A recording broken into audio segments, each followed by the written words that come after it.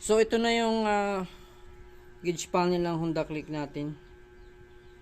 Blower lang yung ginawa ako at saka compressor, hinanginan lang natin para kung sakaling may tubig sa loob, ma-pull out niya palabas.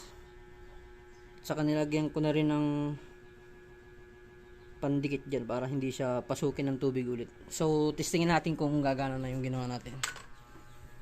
Honda Click version 2. So may mga isyong ganito, hindi kasi lahat may nagagawa ng ganito eh.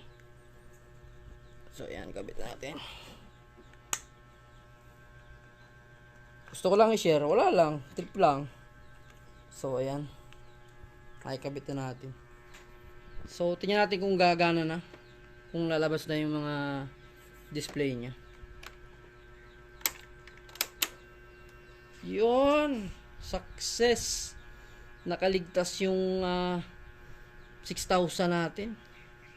Almost 6,000 kasi yung isang buong assembly nito eh. Pag bibili ka sa Honda, Shopee or Lazada.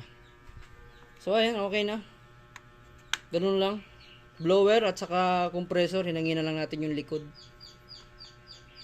Saka may dati na siyang issue na sa palagay ko ay naputol dito sa likod na to. Ayan. So ayan, kabit muna natin yung mga kaha nya para matry natin kung okay. Peace yo, peace yo.